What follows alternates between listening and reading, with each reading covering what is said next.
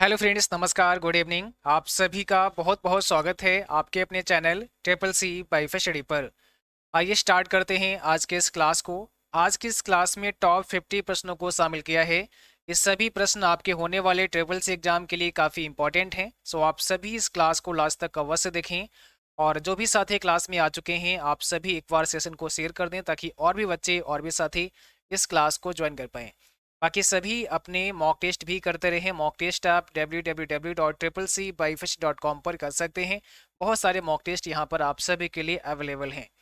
इस क्लास को स्टार्ट करने से पहले आप सभी को बता दें, आज ही ट्रिपल सी अप्रैल एग्जाम के लिए एक न्यू बैच हमने अपने मोबाइल एप्लीकेशन पर लॉन्च किया है। जैसा आप सभी जानते हैं, triple C by study mobile application पर हर महीने नया बैच लॉन्च होता है। तो अगर आप सभी ट्रिपल सी का फॉर्म इसी मंथ अप्लाई करने वाले हैं, यानी अगर आप सभी 1 फरवरी से लेकर 28 फरवरी के बीच में फॉर्म भरने वाले हैं, तो ऐसे में आपका जो एग्ज़ाम है वो अप्रैल मंथ में होगा। और अप्रैल मंथ के लिए हमने एक बैच लॉन्च किया है, फतेह बैच 4.0 नाम से। यहाँ पर आज से ही एडमिशन स्टार्ट हो चुके हैं। जिनको भी बैच ज्वाइन करना है, अभी आप इस बैच को ज्वाइन कर सकते हैं। इस बैच में आप सभी के लिए एक डिस्काउंट भी दिया गया है।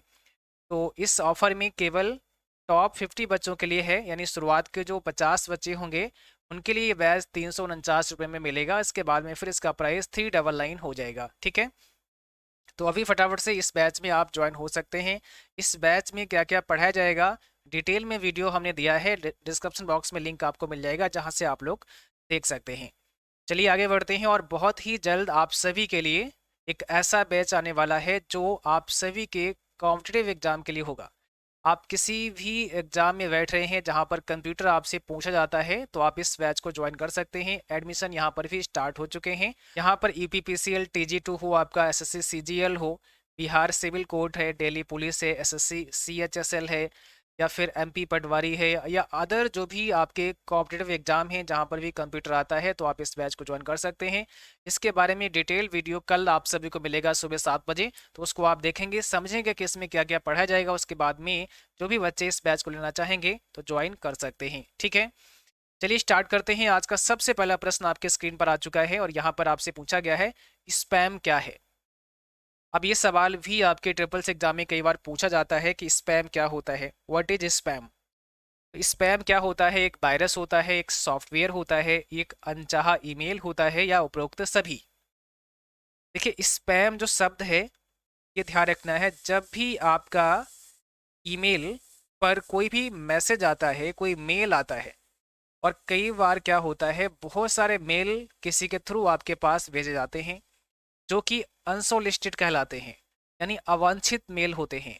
तो ऐसे अवांछित मेल, अगर आप हिंदी में कहें, या फिर अनसोलिस्टेड मेल, जिन्हें हम स्पैम कहते हैं, और हमारे जीमेल में स्पैम नाम का एक फोल्डर होता है। तो जो भी अनसोलिस्टेड मेल होते हैं वो स्पैम फोल्डर में चले जाते हैं। तो यहाँ पर अनचाहा मेल या अवांछित मेल या अनसोलिस्टेड मेल आप कह सकते हैं। इनमें से तीन में से कोई भी ऑप्शन आपकी ऑप्शन में हो सकता है। तो अनचाहा ईमेल, ठीक है, अवांछित ईमेल या अनसोलिस्टेड ईमेल हो सकता है। ऑप्शन हमारा यहाँ पे C करेक्ट हो जाएगा। अगला सवाल आपके स्क्रीन पर है और यहाँ पे पूछा गया है, लिब्रे ऑफिस में रूलर हाइड व अनहाइड करने की शॉर्टकट की क्या होती है। यानी लिब्रे ऑफिस के अंदर अगर हम रूलर को हाइड या अनहाइड करना चाहें तो कैसे कर सकते हैं। और आपके ट्रिपल्स एग्जाम में लिब्रे ऑफिस से भी काफ़ी प्रश्न आते हैं, इस बात का भी ध्यान रखना है। लिब्रे ऑफिस राइटर है, लिब्रे ऑफिस कैल्क है, लिब्रे ऑफिस इम्प्रेस है, यहाँ से भी बहुत सारे सवाल आते हैं। तो अगर हमें रूलर को हाइड या अनहाइड करना है तो हम क्या करेंगे, Ctrl+Shift+R इस्तेमाल करेंगे। Ctrl+Shift+R प्रेस करना है तो अगर रूलर है वो हाइड हो जाएगा, अगर हाइड है तो फिर शो हो जाएगा। कई बार आपसे मेनू भी पूछ सकते हैं, तो मेनू जब आपसे पूछें तो आंसर याद रखना है व्यू मेनू। लिब्रे ऑफिस में व्यू मेनू में आपको जाना है, और व्यू मेनू में आपको एक कमांड मिलेगा रूलर का, जहां से आप शो या हाइड भी कर सकते हैं। चलिए अगला सवाल है, इक्वल सम 50, -7 का रिजल्ट क्या होगा। 50, -7 का रिजल्ट आपको बताना है। अगर आप इस फार्मूले को लिब्रे ऑफिस कैल्क में लेकर जाते हैं और वहां पर लगाते हैं तो आंसर आपका क्या होगा। और देखिए जब भी आप ट्रिपल सी एग्जाम में बैठेंगे तो वहाँ पर आपको कैल्क या फिर एक्सेल चलाने को नहीं मिलेगा, वहाँ केवल स्क्रीन पर ही आपको देखकर आंसर करना है। तो कैसे आपको लगाना है, यहाँ देखो सम लिखा है, सम का मतलब योग करना है। अब 50, -7, तो भाई अगर हम आपसे कहें 50 और -7 इसको सॉल्व करो तो आप आंसर में क्या दोगे, आंसर में 43 आप दोगे, है ना, 43 यहाँ पे आ जाएगा, ऑप्शन सी हो जाएगा। ठीक है, तो इसका जवाब होगा 43। अगला सवाल है कंप्यूटर भाषा जावा के आविष्कारक कौन हैं? Who is the inventor of computer language जावा, यानी कंप्यूटर भाषा जावा के आविष्कारक कौन है, या जावा लैंग्वेज का आविष्कार किसके द्वारा किया गया है? आईवीएम के द्वारा किया गया है, माइक्रोसॉफ्ट के द्वारा किया गया है, सन माइक्रोसिस्टम के द्वारा किया गया है, या इन्फो सिस्टम के द्वारा किया गया है? और जो भी साथी क्लास से जुड़ चुके हैं आप सभी शेयर करें, क्लास को ज़्यादा से ज़्यादा शेयर करें। और आप सब लाइक करना भूल जाते हैं तो सभी बच्चे ध्यान से लाइक कर दिया करो क्लास को, जो भी बच्चे क्लास करते हैं। और जिन बच्चों ने चैनल को सब्सक्राइब नहीं किया है आपको कर लेना है। ऐसे बहुत सारे नए साथी हैं जो कंटिन्यू क्लास करते हैं लगातार, बट उन्होंने चैनल को सब्सक्राइब नहीं किया है, तो आपको सब्सक्राइब भी कर लेना है ताकि जो भी नए नए वीडियोज़ हैं वो आप तक बहुत जल्द पहुँच पाएँ। ठीक है, वो आपसे मिस ना हो। कंप्यूटर भाषा जावा के आविष्कारक कौन है? यहाँ पर ऑप्शन हमारा सी हो जाएगा, सन माइक्रो सिस्टम। याद रखना है, काफ़ी इंपॉर्टेंट सवाल है। अगला सवाल है एप्पल कंपनी का पहला नेटवर्क सर्वर निम्न में से कौन सा था? ये प्रश्न प्रीवियस एग्जाम में भी पूछा गया है और कई बार एग्जाम में पूछा जा चुका है। तो यहाँ पर एप्पल कंपनी का पहला नेटवर्क सर्वर निम्न में से कौन सा था, ये सवाल आपसे किया गया है। चलिए जल्दी से जवाब करना है कमेंट बॉक्स में। जो भी साथी क्लास में जुड़े हैं आप सभी को, और आंसर जब भी आप किया करें तो क्वेश्चन नंबर डाल दिया करें ताकि मुझे भी पता लगे कि आपने किस प्रश्न का आंसर किया है। यहाँ पर ऑप्शन आपका बी हो जाएगा, साइनर। ठीक है, अगला सवाल है माइक्रोसॉफ्ट कंपनी के संस्थापक यानी फाउंडर कौन है? Who is the founder of Microsoft company? ध्यान रखना है, माइक्रोसॉफ्ट कंपनी के फाउंडर आपसे पूछे गए हैं। आंसर आपको जल्दी से बताना है कमेंट बॉक्स में, क्या हो जाएगा बताइए।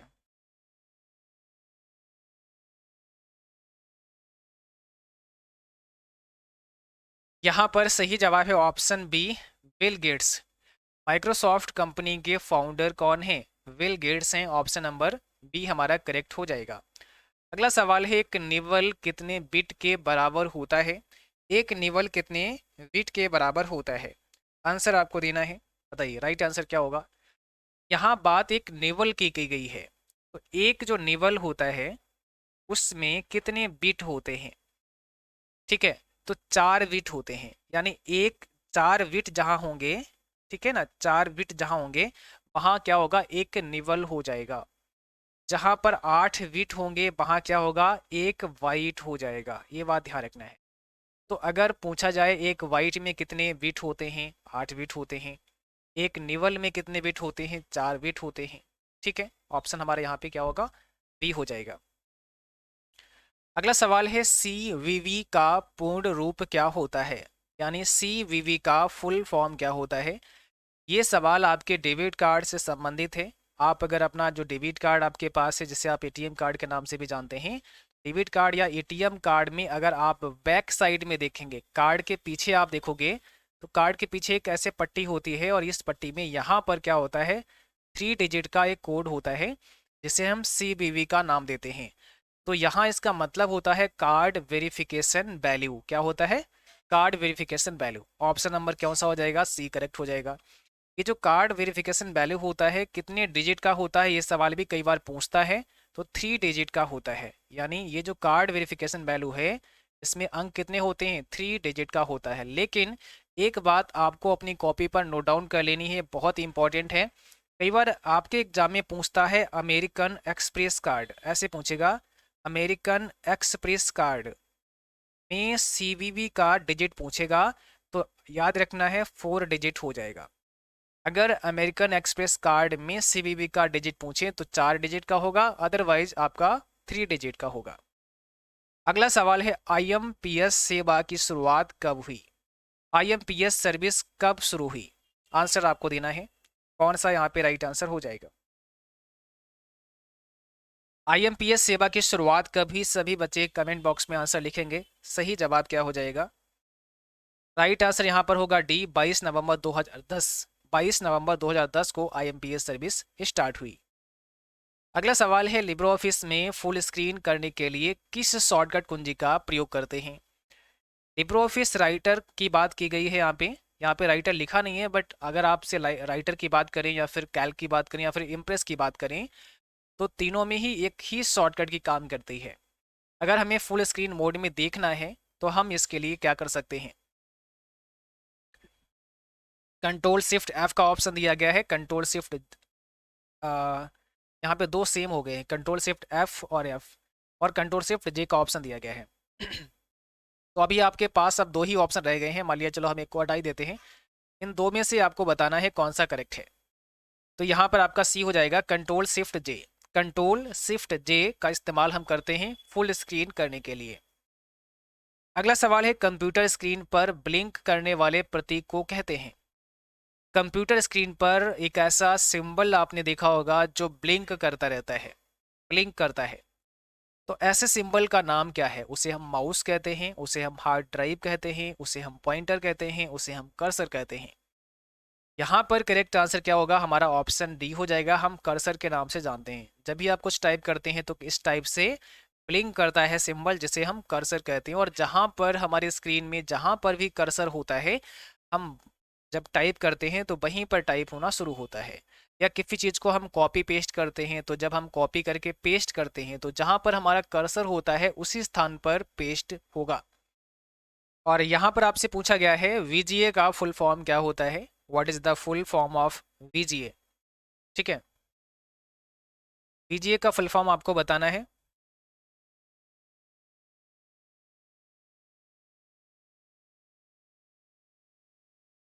क्या हो जाएगा इसमें right answer? What is the full form of VGA? तो इसका मतलब होता है वीडियो ग्राफिक्स अरे। क्या होता है? वीडियो ग्राफिक्स अरे। देखिए, जब हमारा कंप्यूटर किसी डेटा को प्रोसेस करता है और आफ्टर प्रोसेसिंग जो रिजल्ट आता है, ठीक है, तो उस डेटा को वीजीए कहा जाता है। और जो वो डेटा आपका होता है जिसे हम वीजीए के नाम से जानते हैं, यानी वीडियो ग्राफिक्स अरे जो होता है, वो क्या होता है? आपके डेस्कटॉप पर शो होता है, आपके मॉनिटर पर आपको दिखाई देता है। तो वो एक केबल के थ्रू आता है। तो आपने देखा होगा जो आपका सीपीयू होता है और आपका जो मॉनिटर होता है, तो सीपीयू के अंदर ही प्रोसेसर लगा होता है, ठीक है ना। यहाँ इसको तो पूरा हम कैबिनेट के नाम से जानते हैं, और इसके अंदर हमारा एक मदरबोर्ड होता है जहाँ पर सीपीयू होता है, जिसे हम सेंट्रल प्रोसेस यूनिट के नाम से जानते हैं। तो प्रोसेस होने के बाद में जो वीजीए डेटा होता है वो एक केबल के थ्रू इस मॉनिटर पर डिस्प्ले होता है, और उस केबल को हम नाम देते हैं वीजीए केबल, ठीक है। तो ये जो केबल होता है इसको वीजीए केबल का नाम दिया जाता है, क्योंकि जो वीजीए केबल होता है वो वीजीए यानी वीडियो ग्राफिक्स अरे डेटा को हमारे मॉनिटर पर डिस्प्ले करने का काम करता है। तो यहाँ पर वीजीए का फुल फॉर्म पूछा है, ऑप्शन हमारा पहला हो जाएगा, वीडियो ग्राफिक्स अरे। अगला सवाल का जवाब आपको देना है। यहाँ पे पूछा गया है, control alt plus del button का एक साथ प्रयोग किया जाता है तो क्या होता है? जब हम इनका एक साथ प्रयोग करते हैं, एक साथ इस्तेमाल करते हैं, तो फिर क्या होता है? ठीक है, चलिए ये सवाल आपके सामने है। कंट्रोल ऑल्ट और डेल का इस्तेमाल हम किस लिए करते हैं? कंप्यूटर को रीसेट करने के लिए करते हैं। तो ऑप्शन हमारा पहला करेक्ट हो जाएगा। अगला सवाल है, कंप्यूटर विंडो लॉक करने के लिए कौन सा शॉर्टकट इस्तेमाल करते हैं? आपको कंप्यूटर स्क्रीन लॉक करना है, आप कुछ भी काम कर रहे हो, बस आपको सीधे ही कंप्यूटर स्क्रीन लॉक करना है। तो ऐसी कंडीशन में आप कौन सा की प्रेस करेंगे? ऐसी कंडीशन में हमें विंडो की के साथ में एल प्रेस करना है। जैसे ही आप अपने कंप्यूटर में जो विंडो की है, आपके कीबोर्ड में जो विंडो की है उसको आप प्रेस करेंगे और साथ में आपको एल प्रेस कर देना है। तो इससे क्या होगा? हमारा जो कंप्यूटर है स्क्रीन वो आपका लॉक हो जाएगा। ओके, अगला सवाल है, बैंकों में चेक बार ड्राफ्ट में इसका इस्तेमाल होता है या इसका प्रयोग किया जाता है? तो ऑप्शन दिया है बारकोड, MICR, OMR या CPU। यहाँ पर कौन सा होगा? बैंकों में चेक के लिए किसका इस्तेमाल होता है? सिंपल सी बात है, आप ध्यान रखो, ऑप्शन बी हो जाएगा, MICR का इस्तेमाल होता है। मैग्नेटिक इंक करेक्टर रिकॉग्निशन का इस्तेमाल होता है, यह एक इनपुट डिवाइस है MICR। और बैंकों में जो चेक होता है उस चेक को रीड करने के लिए MICR इस्तेमाल करते हैं। आपने देखा होगा जो आपका चेक होता है उस पर एक चेक नंबर लिखा होता है नीचे यहाँ पर, जो कि मैग्नेटिक इंक से लिखा गया होता है, जिसको रीड करने के लिए MICR डिवाइस इस्तेमाल करते हैं। और MICR डिवाइस जो होती है वह एक इनपुट डिवाइस के अंतर्गत आती है। इनपुट डिवाइस होती है आपकी MICR, ये भी ध्यान रखना है। अगला सवाल है, इंकजेट प्रिंटर के रंगीन स्याही के बोतल में मूल रंगों की संख्या कितनी होती है? इंकजेट प्रिंटर में रंगीन स्याही के बोतल में मूल रंगों की संख्या आपसे पूछी है, कितने कलर होते हैं टोटल, है ना, वो आपको बताना है। तो जो इंकजेट प्रिंटर होते हैं उसमें जो कलर होते हैं वो कितने होते हैं, यहाँ पर आपका ऑप्शन सी हो जाएगा। 4 कलर होते हैं, CM/K होते हैं। ठीक है, नाम क्या होता है? CM/K, ये आपके 4 कलर होते हैं। ठीक है, C फॉर यहाँ स्यान होता है, स्यान है, मैजेंटा है, येलो है, और K फॉर यहाँ ब्लैक है। तो CM/K कलर होते हैं, ध्यान रखना है। अगला सवाल है, निम्न में से कौन सी एक डिवाइस नहीं है? क्या पूछा है? कौन सी एक डिवाइस नहीं है? प्रिंटर, कीबोर्ड, माउस और प्रचालन तंत्र, इसमें डिवाइस कौन सा नहीं है? या इसी सवाल को ऐसे भी पूछा जा सकता था कि निम्न में कौन सा हार्डवेयर नहीं है, ऐसे भी पूछा जा सकता था कि निम्न में कौन सा हार्डवेयर नहीं है। ठीक है, अब देखो यहाँ पर प्रिंटर एक डिवाइस है, एक हार्डवेयर है, कीबोर्ड भी एक डिवाइस है, एक हार्डवेयर है, माउस भी है, बट प्रचालन तंत्र जिसे हम OS कहते हैं, ऑपरेटिंग सिस्टम के नाम से जिसे हम जानते हैं, तो यह एक सॉफ्टवेयर है। और सॉफ्टवेयर कौन सा है? तो यह एक सिस्टम सॉफ्टवेयर है, ये भी ध्यान रखना है, सिस्टम सॉफ्टवेयर है, क्योंकि जो हमारा ऑपरेटिंग सिस्टम होता है वह एक सिस्टम सॉफ्टवेयर होता है। अगला सवाल है आपके सामने, अकाउंट पेई चेक में पैसे कैसे मिलते हैं? जो चेक अकाउंट पेई होते हैं उनमें पैसे कैसे मिलते हैं? ठीक है, अकाउंट पेई चेक में पैसे कैसे मिलते हैं, बताओ। इसमें करेक्ट आंसर क्या होगा? तो यहाँ पर ऑप्शन कौन सा हो जाएगा? खाते में, अकाउंट में ही पैसे आपको मिलते हैं तो आपकी अकाउंट पेई चेक होती है। इनमें से कौन कंप्यूटर का गुण नहीं है? कौन सी कंप्यूटर की क्वालिटी नहीं है? जल्दी निर्णय लेने की क्षमता, गोपनीयता, बुद्धिहीन या विविधता, कौन सी कंप्यूटर की क्वालिटी नहीं है? जरा आंसर दो कमेंट बॉक्स में, क्या हो जाएगा? ऑप्शन यहाँ पर आपका सी हो जाएगा, बुद्धिहीन। करेक्ट आंसर है आपका सी। यहाँ पर आपसे पूछा गया है IBM का पूरा नाम क्या होता है? IBM क्या है, इसका फुल फॉर्म आपको बताना है। तो यहाँ पर इसका सही जवाब हो जाएगा option number B, international business machine. ठीक है, IBM का मतलब होता है इंटरनेशनल बिजनेस मशीन। देखिए, IBM अमेरिका की एक सॉफ्टवेयर कंपनी है और इसकी स्थापना हुई थी 1911 में। ठीक है, 1911 में इसकी स्थापना हुई थी। इसका फुल फॉर्म होता है इंटरनेशनल बिजनेस मशीन, ये भी आपको ध्यान रखना है। अगला सवाल है, अब यहाँ पे कुछ और इंपॉर्टेंट पॉइंट आप सबके लिए लिखे गए हैं कि अगर हम फाउंडर की बात करते हैं तो Herman Hollerith, Charles Ranlett Flint and Thomas J Watson, ये IBM के फाउंडर हैं और founded in 16 June 1911। Nick name की बात करें तो बिग ब्लू। अब ये सवाल प्रीवियस एग्जाम में पूछा गया था कि IBM का निक नेम क्या है? तो IBM का निक नेम है बिग ब्लू। ये ध्यान रखना है, अपनी कॉपी पे अभी नोट कर लेना है आप सबको। ठीक है, ऐसे सवाल एग्जाम में कई बार पूछ लेते हैं। 21 में आपको बताना है, कैल्क में डिलीट सेल के लिए किस शॉर्टकट की का प्रयोग करते हैं? अगर हमें कैल्क में क्या करना है, सेल को डिलीट करना है, तो हम किस शॉर्टकट कुंजी का इस्तेमाल करते हैं? देखिए, किसी भी सेल को अगर हमें डिलीट करना है, किसी भी कॉलम को हमें डिलीट करना है, किसी भी रो को हमें डिलीट करना है, तो इसके लिए हम कंट्रोल माइनस इस्तेमाल करते हैं। किसी भी सेल को अगर हमें ऐड करना है, कॉलम को हमें जोड़ना है, तो हम कंट्रोल प्लस का इस्तेमाल करते हैं। तो यहाँ पर कंट्रोल माइनस हो जाएगा। जैसे ही कंट्रोल माइनस आप प्रेस करते हैं तो बहुत सारे ऑप्शंस आपके सामने होंगे, वहां से फिर आप सेल को डिलीट कर सकते हैं। अगला सवाल है, माइक्रो प्रोसेसर का आविष्कार किया था? माइक्रो प्रोसेसर का आविष्कार किसके द्वारा किया गया था? माइक्रो प्रोसेसर किस जनरेशन में आया, कई बार ये पूछते हैं, तो याद रखना है 4th जनरेशन में आया है आपका माइक्रो प्रोसेसर। और इसका जो शुरुआत है वो इंटेल ने किया था। ऑप्शन सी हो जाएगा, इंटेल ने किया था। माइक्रो प्रोसेसर की अगर हम बात करें, सबसे पहला माइक्रो प्रोसेसर आपका इंटेल 4004 नाम से आया। इंटेल 4004 नाम से सबसे पहला माइक्रो प्रोसेसर आया, ये भी आपको ध्यान रखना है। पेन ड्राइव को कंप्यूटर से जोड़ने के लिए प्रयोग होता है। आप अगर पेन ड्राइव को कंप्यूटर से कनेक्ट करना चाहते हैं तो इसके लिए आप यूएसबी पोर्ट का इस्तेमाल करेंगे, पैरेलल पोर्ट का इस्तेमाल करेंगे, सीरियल पोर्ट का इस्तेमाल करेंगे या नेटवर्क पोर्ट का इस्तेमाल करेंगे। पेन ड्राइव को अगर हम कंप्यूटर से जोड़ना चाहते हैं तो इसके लिए हम यूएसबी पोर्ट का इस्तेमाल करेंगे, ऑप्शन हमारा पहला करेक्ट हो जाएगा। अगर हम यूएसबी की बात करते हैं तो इसका मतलब क्या होता है, कई बार इसका भी फुल फॉर्म आपसे पूछ लेते हैं। यूनिवर्सल सीरियल बस होता है, यूएसबी का मतलब यूनिवर्सल सीरियल बस होता है। ओके, अगला सवाल है आपका, एसएमटीपी का पोर्ट नंबर क्या है? एसएमटीपी का पोर्ट नंबर आपको बताना है। एसएमटीपी किससे संबंधित है, कई बार ऐसा सवाल होता है, तो आपको याद रखना है मेल से संबंधित है, या आप कह सकते हैं ईमेल से संबंधित है आपका एसएमटीपी। फुल फॉर्म पूछें तो सिंपल मेल ट्रांसफर प्रोटोकॉल होता है। और यहाँ पोर्ट नंबर की बात की गई है, एसएमटीपी पोर्ट नंबर कितना होता है, तो आंसर हो जाएगा हमारा C25। ठीक है, ऑप्शन हमारा सी हो जाएगा 25। चलिए अगला सवाल आपके सामने है, कैल्क का फाइल एक्सटेंशन क्या है?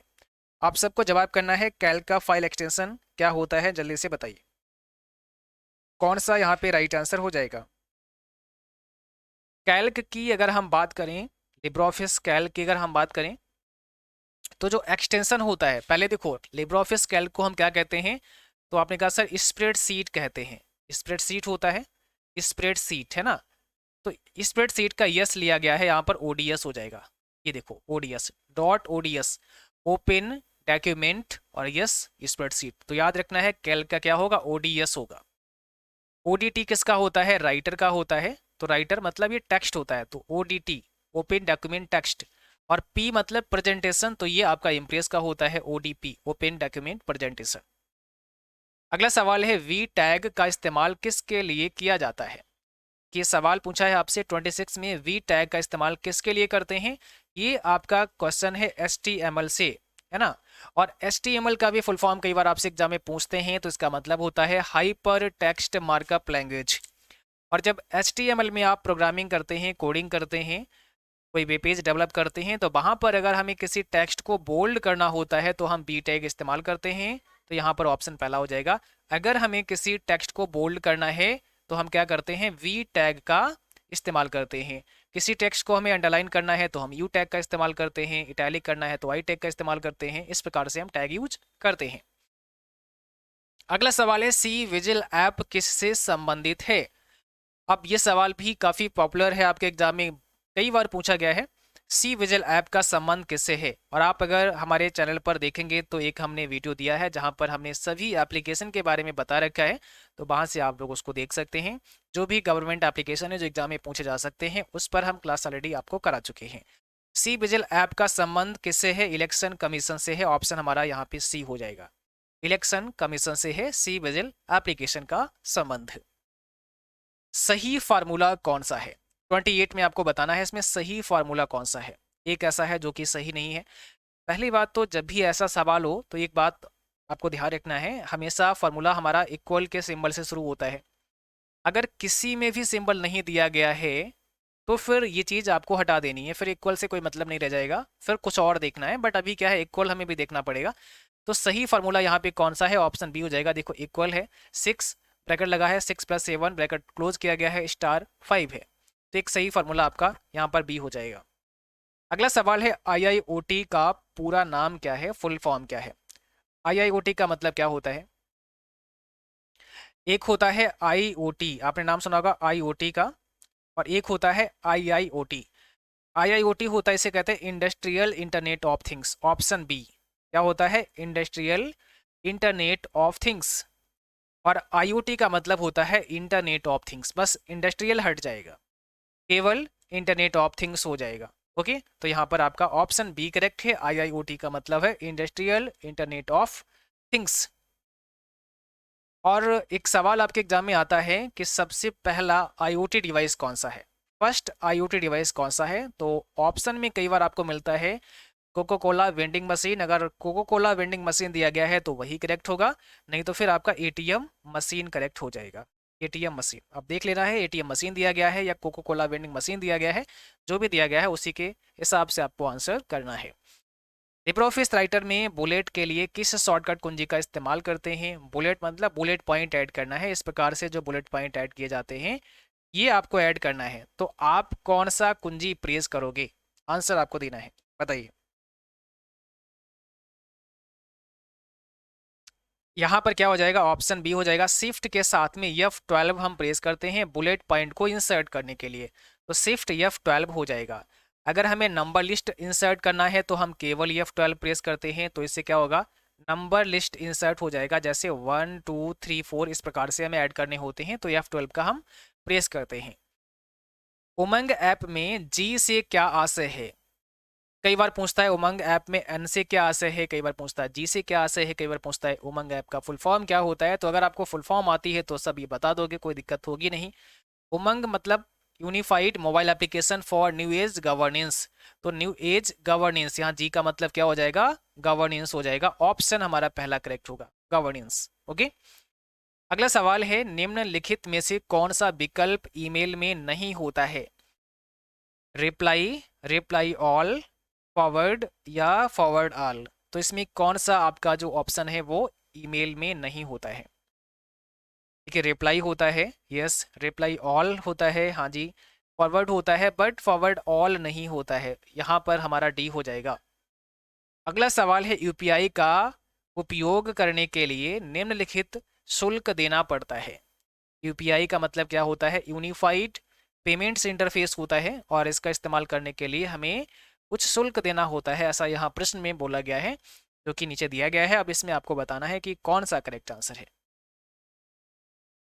तो यहाँ पर ऑप्शन डी हो जाएगा, ये निःशुल्क है, कोई भी शुल्क देना नहीं होता है, तो डी ऑप्शन आपको करेक्ट करना है। अगला सवाल है निम्नलिखित में से कौन सी एप्लीकेशन पासपोर्ट से संबंधित है?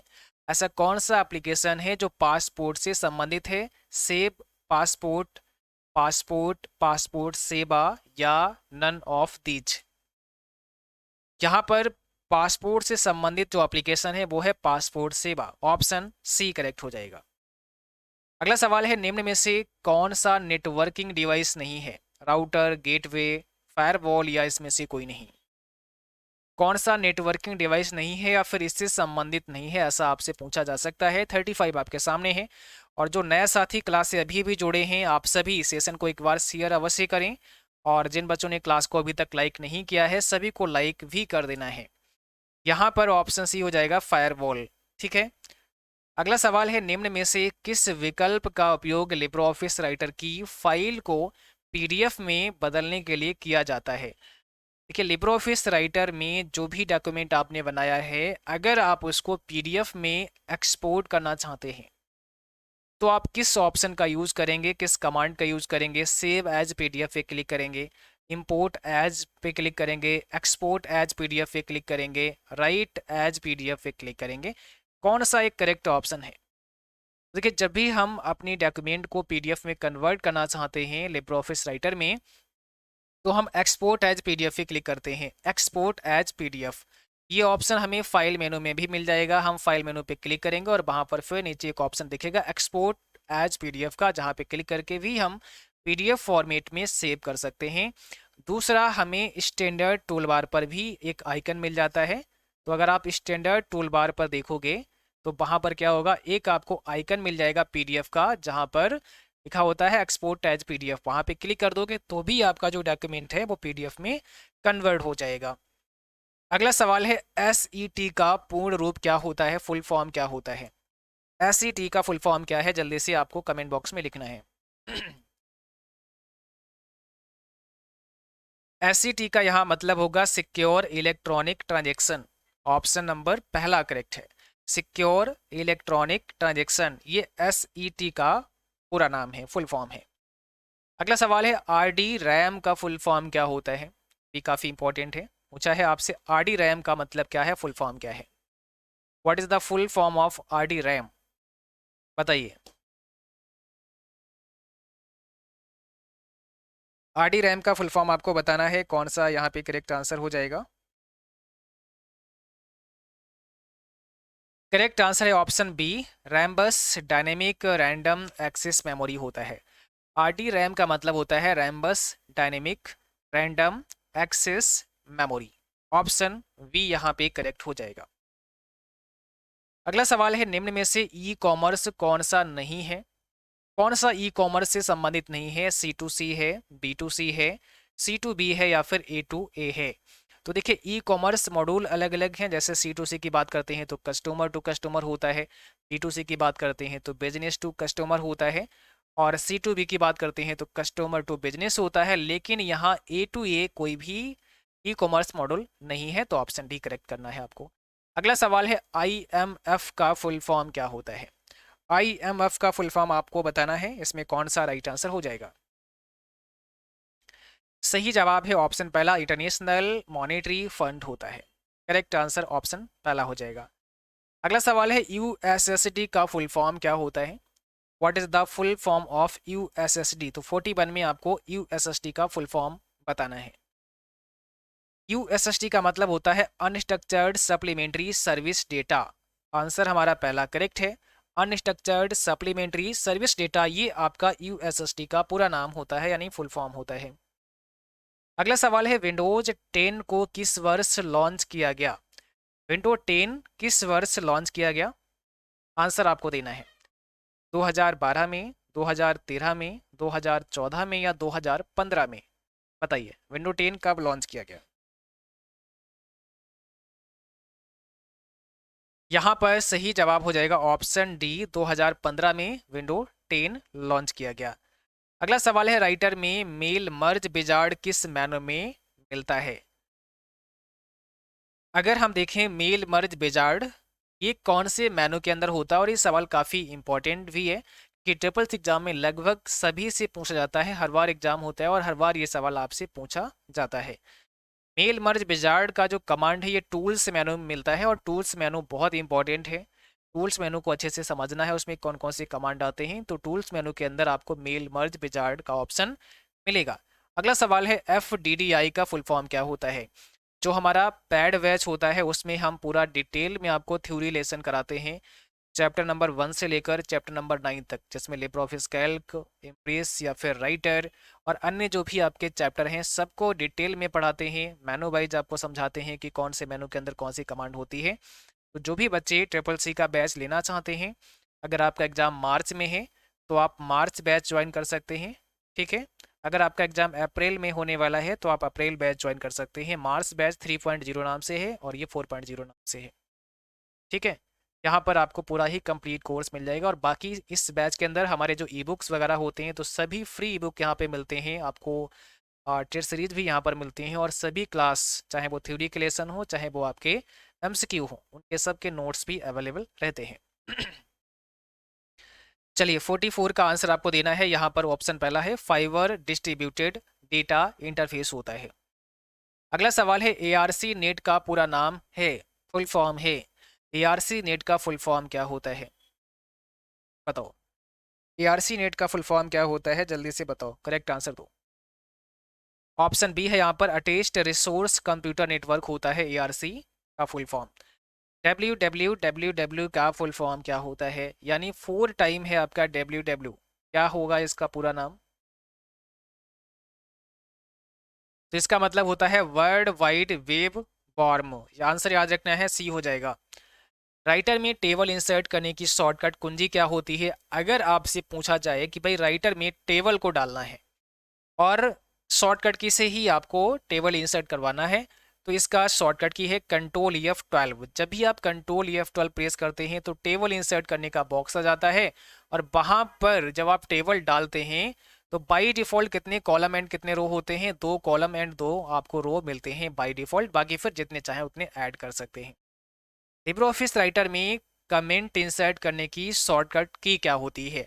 अगर आपसे कहें कि भाई लिब्रे ऑफिस में आपको कमेंट इंसर्ट करना है, कमेंट डालना है ना, तो कमेंट डालने के लिए कंट्रोल ऑल्ट और सी हम प्रेस कर सकते हैं। ऑप्शन यहाँ पर वी करेक्ट होगा, कंट्रोल ऑल्ट और सी हमें दबाना होता है।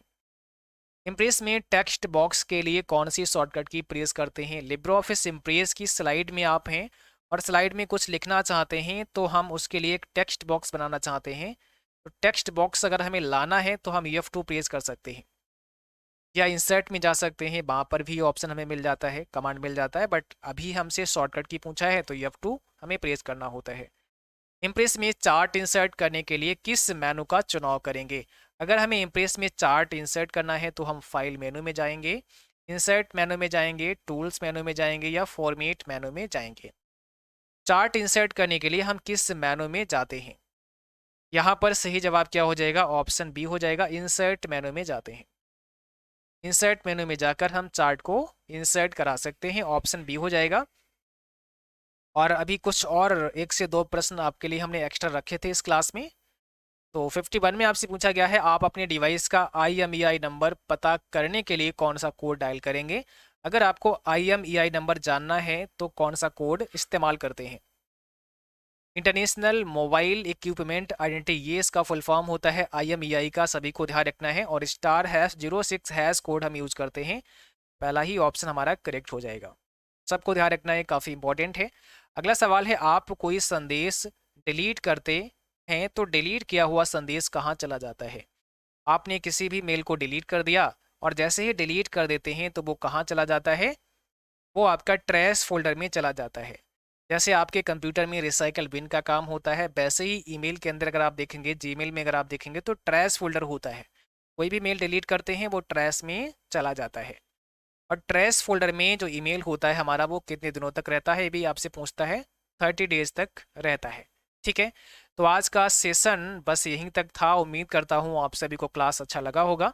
क्लास अच्छा लगा उसको लाइक करना है, शेयर करना है, और जो साथी नए हैं आप सबको सब्सक्राइब करके बेल आइकन भी प्रेस कर लेना है ताकि नोटिफिकेशन भी आप सभी को मिलता रहे। और जो नया बैच हमने आज लॉन्च किया है आप सभी के लिए CCC अप्रैल एग्जाम के लिए, तो जिन बच्चों का अप्रैल में एग्जाम होने वाला है आप सभी अभी फटाफट से इस बैच को ज्वाइन कर सकते हैं। अभी अगर आप ज्वाइन करते हैं तो यहाँ पर ये बैच आप केवल और केवल 349 रुपये में ही ज्वाइन कर सकते हैं। इस बैच का जो ओरिजिनल प्राइस है वो 799 है, बट इसके बाद अभी अगर आप देखेंगे तो 349 रुपये में ही मिल जाएगा। अगर आप सभी 50 स्टूडेंट्स के बाद में लेते हैं, यानी शुरुआत के जो 50 बचे हैं उसके बाद में ज्वाइन करते हैं, तो फिर आपको 799 में ना मिल करके ये 399 में मिल जाएगा। ओके, चलिए आज के लिए बस इतना ही, मिलते हैं।